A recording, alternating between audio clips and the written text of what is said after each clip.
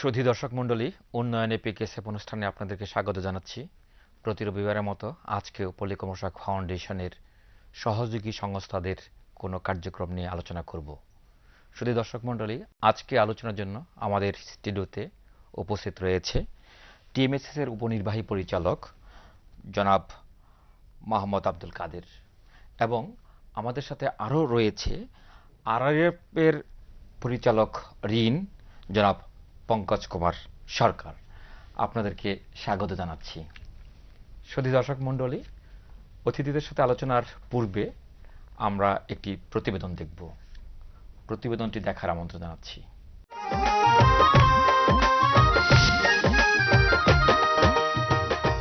আমাদের দেশে প্রায় সব জেলাতেই কম বেশি তাল গাছ দেখা যায়। আমরা কাঁচা তালের শাঁস ও পাকা তাল খেয়ে থাকি, আবার তালপাতার পাখা গরমের সময় ব্যবহার করি।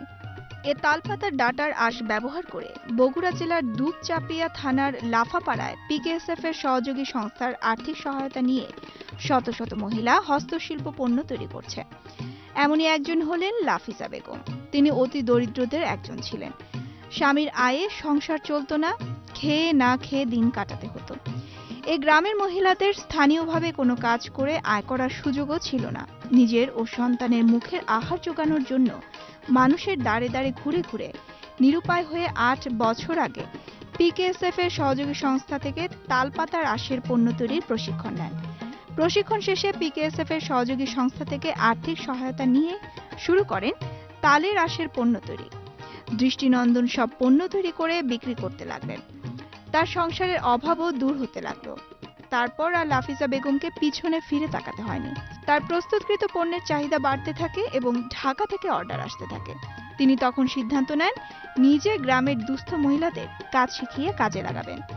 তখন তার বেশ বড় অঙ্কের পুঁজির দরকার হয়। এবারও পিকেএসএফ এর সহযোগী সংস্থা থেকে ঋণ নিয়ে কাজ শুরু করেন তিনি। এখন তার অধীনে 25 জন মহিলা কাজ করছে। আমি এই কাজটা করি, কাজ করে কিছু টাকা পাই। আমি আমার চাচি এবং মার কাছ থেকে দেখে দেখে শিখেছি, শিখে এটা করি। করে এটা তালের গাছের ঢিঙ্গা আছে, সেটা থেকে কুবে এটা বার করে যা ইনকাম হয় মাসে ১,৫০০ টাকা মতো হয়। এটা দিয়ে কোনো মতে আমাদের সংসার চলে।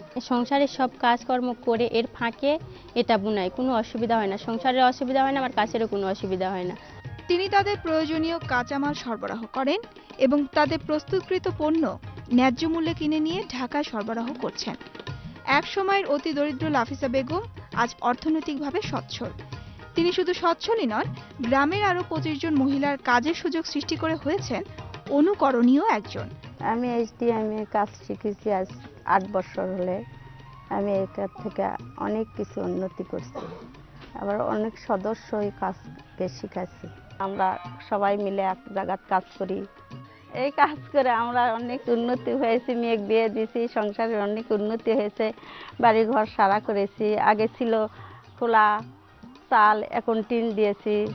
লাফিজা বেগমের দারিদ্রতাকে জয় এবং গ্রামের দুস্থ মহিলাদের কাজের সুযোগ সৃষ্টি করে দেয়া কোনোভাবেই সম্ভব হতো না যদি না পিকেএসএফ এর সহযোগী সংস্থা এগিয়ে না আসতো। দেশের অতি দরিদ্র মানুষের দারিদ্রতা জয়ে পিকেএসএফ তাদের সহযোগী সংস্থার মাধ্যমে অগ্রণী ভূমিকা রেখে চলেছে।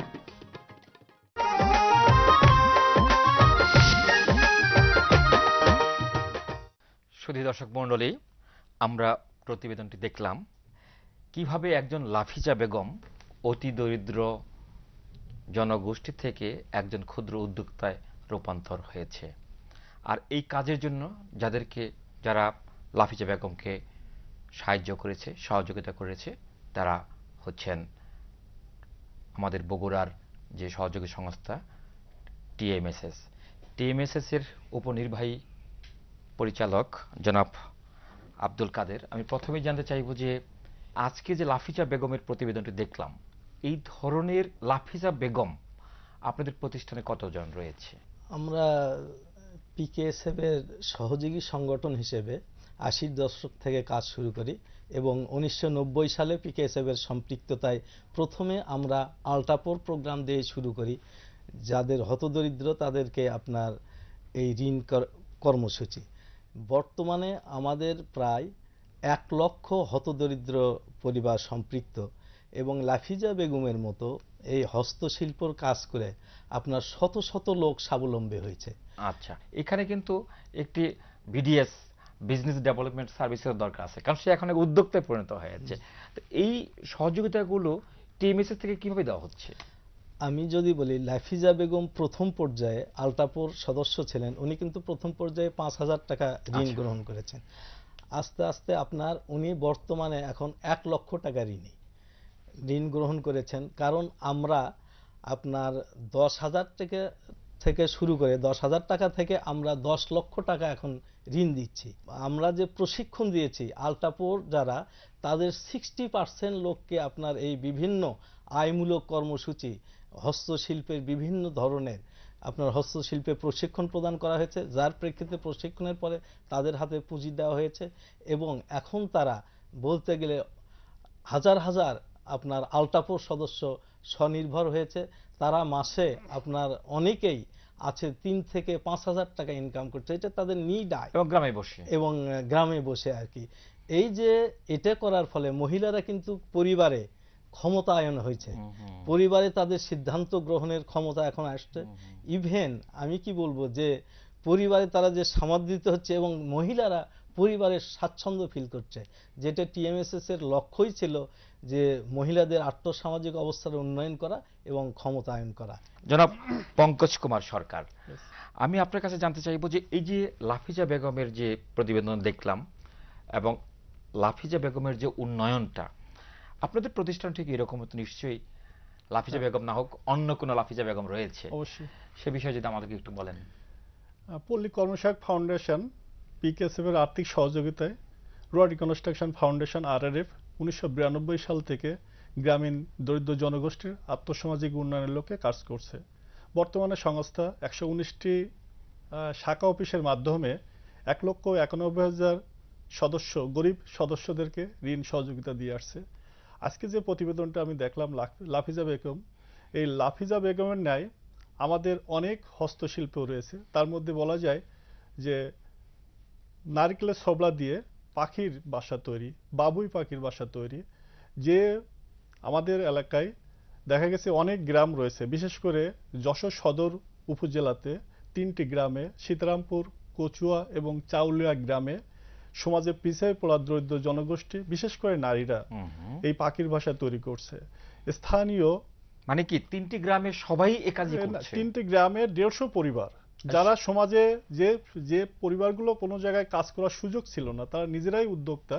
বিশেষ করে এখানে বলবো একটি নাম সবাই বাবুই পাখির বাসা এবং শোপিস এবং নারকেলের ছোবলা দিয়ে স্থানীয়ভাবে যে কাঁচামাল আছে সেই কাঁচামাল ব্যবহার করে এটা প্রযুক্তি কে কাজে লাগে তারা কাজ করছে। ঢাকার একজন বায়ার এটা প্রথম কিনে সে হচ্ছে যে এটা প্রথম বেলজিয়াম, তারপরে কানাডা, অস্ট্রেলিয়াতে এটা সাপ্লাই দেওয়া শুরু করে। মানে এখন বেলজিয়াম, অস্ট্রেলিয়া, কানাডাতে যাচ্ছে পাখির বাসা যাচ্ছে। এবং বলা যায় যে এখানে প্রতিজন মানে প্রতিদিন কমপক্ষে 350 টাকা করে মজুরি পাচ্ছে। এটা কন্ট্রাক্ট বেসিস। কিন্তু এটা কি তারা মানে এই সংসারে যে পুরো সময়ই এই কাজটা করছে? না, পারিবারিক কাজের পাশাপাশি তারা এটা করছে। পারিবারিক কাজের পাশাপাশি 350 টাকা ইনকাম করতে পারে, তাহলে নিশ্চয়ই এটা একটা ভালো। তো পরিবারের কাজের পাশাপাশি তারা দিনে কমপক্ষে 6 থেকে 7 ঘন্টা সময় তারা ব্যয় করছে। দক্ষিণ অঞ্চলে বিশেষ করে খুলনা, যশোর, বাগেরহাট এবং বরিশাল অঞ্চলে প্রচুর পরিমাণ নারকেল পাওয়া যায়। যে নারকেলের ছোবলাটা আগে পোড়ানো হতো, মানে যেটা কোনো কাজে লাগানো হতো না, এটা সেই নারকেলের ছোবলা দিয়ে এখন এই তৈরি হচ্ছে। নারকেলের ছোবলা এখন বহুমুখী ব্যবহার করা হচ্ছে, এই অনেক রশি তৈরি হচ্ছে, অনেক ধরনের কাজ হচ্ছে। এবং পাশাপাশি আমরা দেখছি একটা বিষয় দেখছি, এই নারকেলের ছোবলা দিয়ে আগে যে কাঁথা তৈরি হতো, যেটা আগে ব্যবহার করতো আমাদের পারিবারিক কাজে, সেই কাঁথা এখন আর বিলুপ্ত হয়ে গেছে। কেন হয়েছে? যে এখন প্লাস্টিকের যুগ চলে আসছে, প্লাস্টিকের ক্ষতি হয়। কিন্তু একদিকে যেমন এটা ক্ষতিকর, তেমনি আমাদের লোকাল সম্পদটাকে আমরা বিলুপ্তির পথে অন্যভাবে ব্যবহার করছে। অনেক ধন্যবাদ আপনাদেরকে। আমরা আপনাদের কাছে আবার ফেরত আসবো। সুধী দর্শক মণ্ডলী, আমাদের একটি বিরতি নিতে হচ্ছে, ততক্ষণ আমাদের সাথে থাকবেন।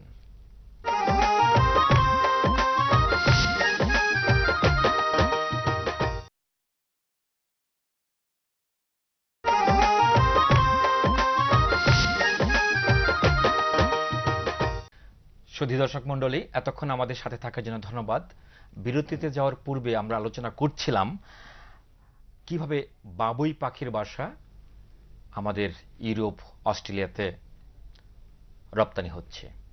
তার আগে আমি জনাব আব্দুল কাদেরকে প্রশ্ন করছিলাম টিএমএসএস এর উৎপত্তি নিয়ে। আমাদের মনে রয়েছে যে টিএমএসএস আরম্ভ হয়েছিল কিছু সংখ্যক ভিক্ষুক দ্বারা, ভিক্ষুকদেরকে নিয়ে তাদের মাধ্যমিক কার্যক্রম পরিচালনার লক্ষ্যে টিএমএস তৈরি হয়েছিল। আপনি যদি একটু হলেও সেই ইতিহাসটি বলুন। ভিক্ষুকের হাত হোক কর্মের হাতিয়ার, এই স্লোগান দিয়ে ভিক্ষুকদেরকে আপনার সমন্বিত করেই আমাদের প্রথমে যারা ভিক্ষাবৃত্তি করত এরা আপনার এক মুষ্টি চাল, ভাত রান্না করার আগে এক মুষ্টি চাল তারা উঠে রাখতো। এই মুষ্টির চাল তারা আপনার জোগাড় করে এই সংস্থাকে জমা রাখার জন্য তারা সিদ্ধান্ত নেয়। তো এই যে তারা কেন এই সংস্থা জমা রাখতো, ওই মুষ্টি চালটা এই সংস্থা জমা এই মানে তারা কয়জন মিলে এই সংস্থাটা সঞ্চয়ের মতো যে অর্থকারী দিতে পারলাম না, অর্থটা দিতে পারলাম না, এবং তাদের কথা যে আমরা আর ভিক্ষাবৃত্তি করতে চাই না, আমাদের ফুসফুস নষ্ট হয়ে গেছে, মানুষের দোরগোড়ায় যেতে চাই না। তারপরে যখন তারা এই চাল দেওয়া শুরু করলো ভাত রান্না করার আগে, এইভাবে আপনার আস্তে আস্তে এই বিষয়টা আপনার গ্রামে গঞ্জে ছড়ে যেতে থাকলো। তখন পর্যায়ক্রমে বিভিন্ন লোকজন, দরিদ্র অতি দরিদ্র লোকজন আপনার চাল দেওয়া শুরু করলো এবং সংস্থাতে আপনার চাল সংগ্রহ শুরু হলো। এই চাল আবার পরবর্তী পর্যায়ে সদস্যদের মাঝে আবার মানে ঋণ হিসেবে, অর্থাৎ যখন যার খাবার থাকে না ওই সময় এই চাল আপনার একটা মূল্য ধরে, এবং এক সময় আসলো চাল বিক্রি করে অর্থটা এবং 26 জন মহিলা দিয়ে প্রথমে শুরু। তারপরে আপনার চাল যখন জমা হতে লাগলো 206 মণ চাল যখন হলো, তখন সদস্য প্রায় আপনার 450 ছাড়ায় গেল। তারপরে সদস্য মিলে ডিসিশন নিল যে আমরা আর চাল নেব না, আমরা হচ্ছে এখন অর্থ দিয়ে 2 টাকা করে সঞ্চয় করব। তো এই যে কম ছিল আমার মনে হয় 2 টাকা তখন অনেক দাম, হ্যাঁ মানে যে যা পারে সঞ্চয়, যে যা পারে আপনার মানে 4 আনা 8 আনা এইভাবে। সেখান থেকে আজকে সেই টিএমএসএস বিশাল মহির হয়ে পরিণত হয়েছে। কত এখন সদস্য সংখ্যা? এখন সদস্য সংখ্যা আমাদের 7,62,000 এবং আমরা এ পর্যন্ত যে ঋণ বিতরণ করেছি সদস্যদের মাঝে সেটার পরিমাণ 7,053 কোটি টাকা। 7,053 কোটি টাকা এবং প্রায় 8 লক্ষ হচ্ছে সদস্য। সুতরাং এটা বিশাল সেই বিন্দু বিন্দু থেকে সিন্ধুর উৎপত্তি হয়েছে। এই যে লাফিজা বেগম একজন অতি দরিদ্র থেকে আজকে একজন উদ্যোক্তায় রূপান্তর হয়েছে। সুনির্দিষ্টভাবে বলতে গেলে এই রাস্তাটি খুব মসৃণ ছিল না তার জন্য। আপনারা কিভাবে তাকে এই পর্যায়ে পৌঁছালেন? আমরা তাদেরকে প্রশিক্ষণ দিয়ে প্লাস মার্কেটিং যে সাপোর্টটা, এই যে ঢাকায় এই মার্কেটিং সাপোর্ট দিয়ে তার সাথে লিঙ্কেজ করে দিয়ে আমরা কিন্তু তাদের যে ডিমান্ড, এই ডিমান্ডটা বাড়াই দিয়ে তাকে কিন্তু ওই পর্যায়ে থেকে আমরা উপরের দিকে নিয়ে এসেছি। শুধু লাফিজা বেগম নয়, এটা কি ঢাকাতেই শুধু মার্কেটিং হয় নাকি এটা এখন ইউরোপেও যাচ্ছে? এই টুপি ইউরোপে যাচ্ছে, আপনার ফ্রান্সে যাচ্ছে, জার্মানে যাচ্ছে। এই যে বিদেশে যাচ্ছে, রপ্তানি হচ্ছে এই টুপিটা, এটা আপনি বললেন যে ঢাকার কোনো ব্যবসায়ীর সাথে আপনি সম্পৃক্ত করে দিয়েছেন। যেরকম আমেরিকাতে আপনার এই টুপি আপনার একটা আমরা মেলা করি, সেই মেলাতে এই টুপি যখন প্রদর্শন করা হয় তখন কিন্তু ওখানে আপনার ওয়ার্ক অর্ডার ওখান থেকে দেয়। তখন কিন্তু আমরা জোসেফ অ্যালেক্স নাম, উনি আপনার মানে বোস্টনে থাকেন, উনি কিন্তু আমাদেরকে আপনার অর্ডার দেন। এখনো আপনার আমেরিকায় এইভাবে চলাচল করছে। আচ্ছা, কোয়ালিটি কন্ট্রোলটা কিভাবে হচ্ছে? এটা কোয়ালিটি কন্ট্রোল, আমাদের যে ডিজাইনার আছে এবং কোয়ালিটি কন্ট্রোল করে যিনি, উনি কিন্তু এটার কোয়ালিটি দেখছেন। এই কাজের জন্য কি আলাদা কোনো লোকবল রয়েছে আপনাদের? জি, আমাদের আলাদা লোকবল রয়েছে, আইজি অফিসার আছে, কোয়ালিটি কন্ট্রোল আছে, ডিজাইনার আছে। এরা কিন্তু টাইম টু টাইম তাদেরকে সাপোর্ট দিচ্ছে। অনেক ধন্যবাদ জনাব আব্দুল কাদের। পঙ্কজ কুমার সরকার, আপনাদেরও কি এরকম ধরনের সহায়তা করে থাকে? অবশ্যই সহযোগিতা করা হয়ে থাকে। আমরা প্রশিক্ষণ দিই। আপনারা জানেন যে রুরাল রিকনস্ট্রাকশন ফাউন্ডেশন বিভিন্ন আয়বদ্ধমূলক কর্মসূচি রয়েছে। বিশেষ করে আমরা বলবো যে বর্তমান সময়ে জুট, আমাদের জুট সেন্টার রয়েছে। আমরা নিজস্ব প্রশিক্ষক দ্বারা তাদেরকে প্রশিক্ষণ দিয়ে আমরা তাদের উৎপাদিত পণ্য আমাদের বাজারজাতকরণের জন্য আমরা আমাদের শোরুমে রাখি এবং বিভিন্ন বায়ার যোগাযোগ করি। বিশেষ করে সারা বাংলাদেশে আপনারা জানেন ন্যাশনাল এবং ইন্টারন্যাশনাল অর্গানাইজেশন, বিশেষ করে ইউএনডিপি, ডাব্লিউএফপি, কেয়ার বাংলাদেশ, বিভিন্ন অর্গানাইজেশনে যে ট্রেনিং পারপাসে যে সমস্ত ব্যাগগুলো মানে দেওয়া হয়, বিভিন্ন মানে মেলাতে যে ব্যাগগুলো দেওয়া, সেখানে আমরা যোগাযোগ করে পরে আমরা ডিজাইনটা দিই। সেই ডিজাইন তারা কত পিস নেবে সেটা তাকে অর্ডার কেটে আমরা ওই বেনিফিশিয়ারিকে আমরা দিয়ে দিই।